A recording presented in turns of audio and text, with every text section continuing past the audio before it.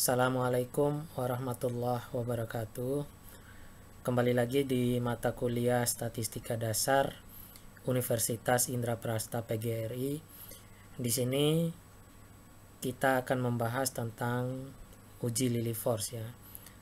Ini untuk menentukan uji normalitas. Nah, untuk melakukan uji normalitas dengan uji Lilly Force, yang pertama kita menentukan taraf signifikannya ya. Yang kedua, kriteria pengujiannya L0 sama dengan L hitung kurang dari L tabel, maka diterima H0-nya. Jika L0-nya ya dilihat dari L hitung lebih dari L tabel, maka H0-nya ditolak. Nah, itu untuk kriteria pengujiannya.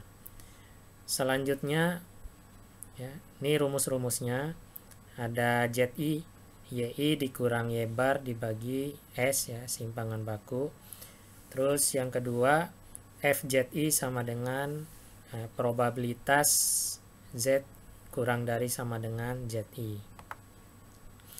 Nah, untuk SZI frekuensi kumulatif dibagi dengan N ya. Nah, selanjutnya ya, harga mutlak dari FZI dikurang SZI. Nah, untuk penentuan L0-nya ya, kita lihat dari selisih FZI dikurang SZI yang paling tinggi. Nah, selanjutnya kita masuk kepada contoh soal, misalnya ya, lakukan uji normalitas dari pengumpulan data suatu sampel berikut ya. Nah, untuk penentuan uji Lilly Force ini sendiri untuk normalitas ya. Nah, kita buat tabel seperti ini, ada YI, ada frekuensinya, ada frekuensi kali YI ya.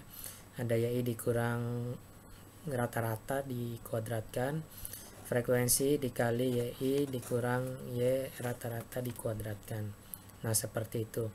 Boleh satu-satu, boleh seperti ini ya, dikelompokkan menjadi berapa kali dia muncul, itulah kita tulis sebagai FI atau frekuensinya ya. Nah, seperti itu tabelnya. Nah, untuk Y rata-rata sudah kita hitung sama-sama di pertemuan sebelumnya, begitu juga simpangan baku ya, sudah semua. Nah, kita lanjut ke ini yang paling penting ya. Ada kolom seperti ini, ada YI, ada FI ya, ada frekuensi kumulatif, ada ZI, ada Z tabel. Nanti untuk Z tabel ini kita membaca tabel ya. Ada FZ, ada SZ, ada nilai mutlak dari FZ dikurang SZ. Nah, untuk di sini ya, untuk ZI ini pakai rumus yang tadi yang saya berikan, itu YI dikurang Y bar dibagi simpangan baku. Nah, maka ditemukan hasil seperti ini ya.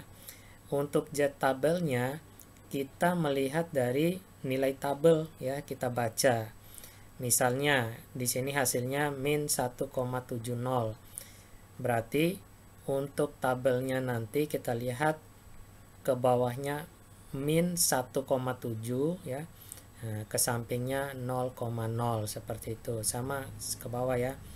Min 1,2 ke sampingnya 0,3 dan seterusnya ya. Nah, itu untuk penentuan Z tabelnya. Untuk FZ ini merupakan sebuah probabilitas dari Z kurang dari atau sama dengan ZI ya. Nah, untuk perhitungannya biar lebih gampang, taraf signifikan misalnya tarafnya 0,05 ya. Berarti di sini 0,05 ya, kalau min langsung dikurang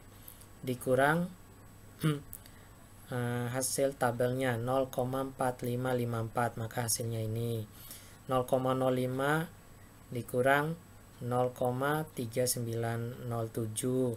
Kalau dia jawabannya positif di sini berarti ditambah ya, 0,05 ditambah 0,3599, maka hasilnya seperti ini ya. Nah, selanjutnya untuk kolom SZ itu pakai rumus yang tadi, frekuensi kumulatif dibagi dengan N ya. Misalnya frekuensi kumulatifnya 2, berarti 2 dibagi N, 24, hasilnya sekian. 4 dibagi 24, sekian, dan seterusnya ya. Nah, selanjutnya untuk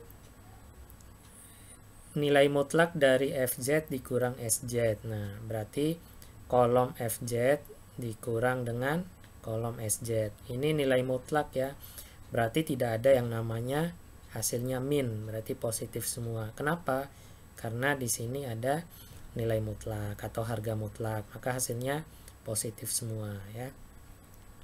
Nah, tadi untuk menentukan L0-nya kita melihat nilai yang terbesar dari selisih pengurangan ini ya. Nah, yang paling besar yang mana? Nah, ini ya, 0,1487. Nah, lanjut. Nah, dari perhitungan tabel tadi maka L0 kita dapatkan 0,1487 ya. Sedangkan tabel Lillie force-nya untuk N sama dengan 24 ya, kita lihat tabelnya.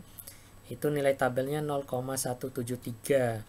Jadi kita bandingkan antara L0 dan L tabel ya. Jadi karena L0 kurang dari L tabel, maka H0-nya diterima.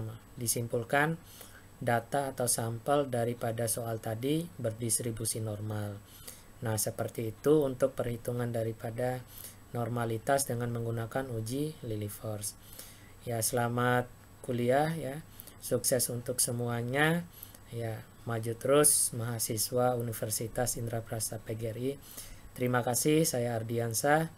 Wabillahi taufiq wal hidayah. Assalamualaikum warahmatullahi wabarakatuh.